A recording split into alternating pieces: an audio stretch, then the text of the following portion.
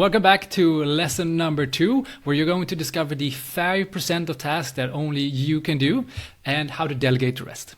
I know that you guys are working hard. That's why you're here, because you want to be able to use that hard work and make it more valuable, to get more out of it. And I also know that some of you guys, you feel pride in the sense of working hard, which I think you should.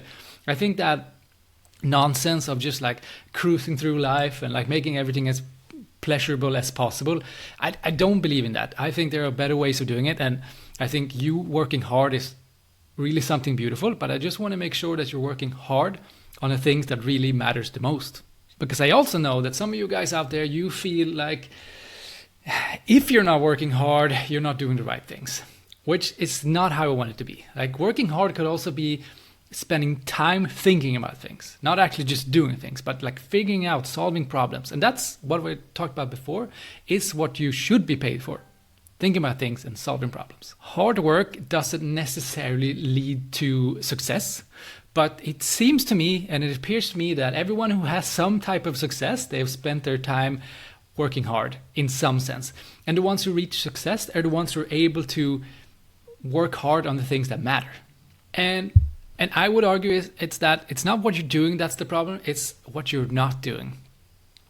Saying yes to something literally means saying no to everything else that's out there. Like, every single opportunity that you could have had, you're saying no to.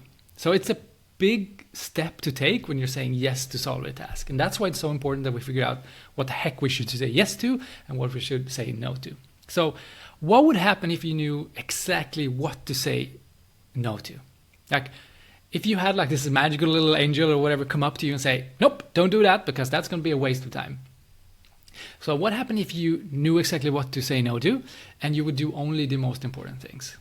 Only the most important tasks, the things that would actually move the needle in your business, the things that would make you happy and give you everything that you want. So take a minute, journal this down on a piece of paper or a digital note or whatever you want to do, but give this some thought. And when you're ready, let's continue. So I really hope you did the work now, and did you spend some time on this, because this will be the driving force behind you moving forward later stages. If you are struggling with this question a little bit, think about it this way. What would your work look like, or your business look like? What would your life look like? What would your relationships look like if you only spent the time on the things that you enjoyed and are really good at, and you got to delegate the rest? Do you think that would improve your relationships and your business? Whatever. Give that some thought, and when you're ready, let's move on. The next question I want you to think about is that, what are you missing out on by spending time on the wrong tasks? Now we're looking at the opportunities. What are the things that you would want to do if you had the time? Let's say you want to do collaborations, or reach out to that influencer, or finally get that new offer in place, or create that course, or update it. Like, all these beautiful things that would be your 5%. Like, what are you missing out on by spending time on the wrong things? And get really, really specific here, as specific as you can. You probably have an offer or something you're working on right now. Like, what is that? So what would you be able to do if you had the time? Since you know me by now, you know that I'm going to drop in some Alex Hormozi quotes, because I just really like how he does things and how he just keeps all the BS out and all the whatever semi-hippie stuff out, and just keeps pretty clear. And I think he summarized this pretty well. If you have many priorities, you don't have any. Strategy is saying no. So when people say they have a strategy or fancy or whatever, they're literally saying, I'm going to choose to do this thing because this is the most important thing, and I'm going to drop everything else. That's what it is, right? And people are really good at that. Those are the ones who succeed. So we need to be really good at figuring out our 5% so we can do them. So here's what you're going to get from today's lesson. You're going to have a list of tasks that you're doing right now that is wasting your potential, and that someone else or something else should be doing for you. So by the end of this, you'll have this little list, and you'll know, these are the things I should be doing, these are the things someone else should be doing, or something else should be doing. So who are you guys?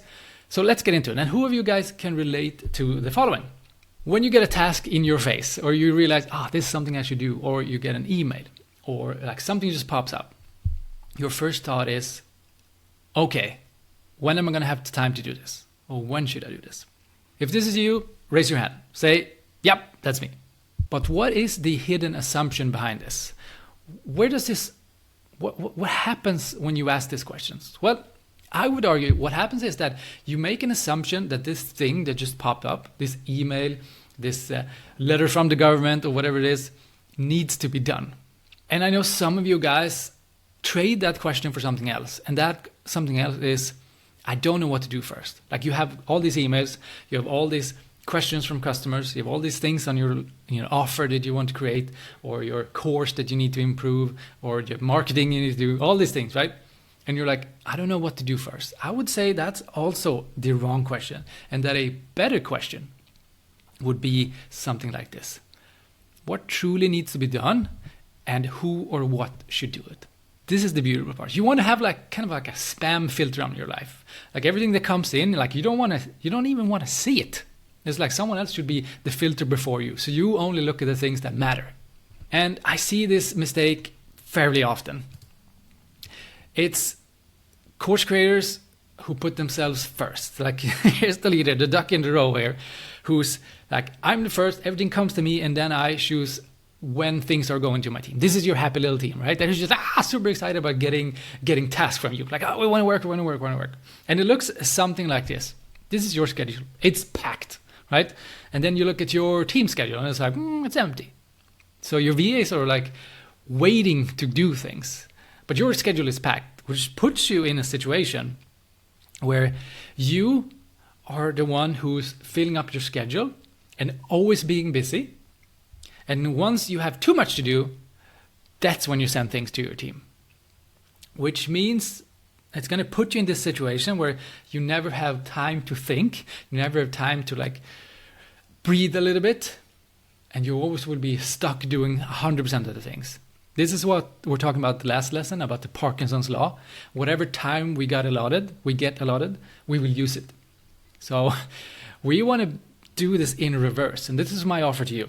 You want to fill their schedule first, and then yours. So then it's going to look something like this. We're going to fill up everybody else's schedule first, and then we're going to look at what we can do. And when I'm talking about their schedule, I'm talking about automations, the people, like everything else. So you are at the end of it, not the forefront. I mean, in a dream world, things would just come to your plate when it's like your 5%. Like the creation of things, or the big decisions, or whatever it is that you feel is your 5%. That would be the dream situation I want to get you to. And to do that, we got to figure out what the heck is truly important. Like, what is it that should be on your plate, and what should be on your team's plate, and what should be not existing at all. So here's why I'm going to offer you a very simple framework. And we're going to do this as an exercise in a few minutes. But basically it means setting up a few filters between, the endless amount of tasks that are coming your way and you. So we're going to add up filter 1, 2, filter 3, and then after that, that's where your team is going to be. And then before you do something, we're going to add filter number 4, and you'll be 100% sure that the things that you're doing are the high value tasks. Each of these filters is what we're going to focus on today, and those filters are going to create that list for you. So whatever pops up at the end, you could see this as a funnel where there's a bunch of tasks at the top, and at the bottom of the funnel, that's where you are, the task you solve. And I think this is a great quote. Like, the quality of our lives depends on the quality of the questions we ask. And hopefully I'm going to be able to update your questions a bit so you can ask better questions and have a better quality of life. Before we dive in and do this exercise with your task list, I want to make sure you understand how this system works, because it's so incredibly powerful if you do it correctly. So we are going to build a delegation hierarchy, and hierarchy basically means there's a set of values who determines what's important and what's not. And how we figure out what's important and what's not will be done by a series of questions, or a series of filters, as I like to call them. And filter number 1 is, don't do it.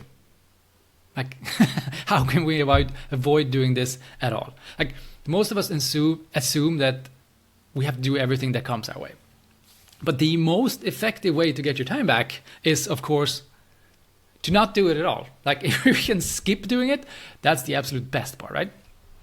The filter number 2 is, can we automate this? Can we have a machine do it for us? So that means, like, you don't even have to deal with another human, because humans are complex and we screw things up over and over again. But machines are incredibly complex, but maybe sometimes a little bit more predictable. but usually at least they're more cheap to work with. So filter number 2 is, can I automate this thing? Filter number 3 is like, okay, can I get a human to do this for me? And this is where we're going to spend most of our time. And filter number 4 is, once again, don't do it. Can we figure out a way not to do it? Because after this filter, it's you. Like, does it really need to be done? And before it ends up on your plate, we really want to make sure that we have done everything we can to filter it out. So the first one is, don't do it, automate it, delegate it. Are you sure it needs to be done? And then do it yourself. So if this sounds like a lot, don't worry, because I've actually made this into an exercise that we're going to do step by step together.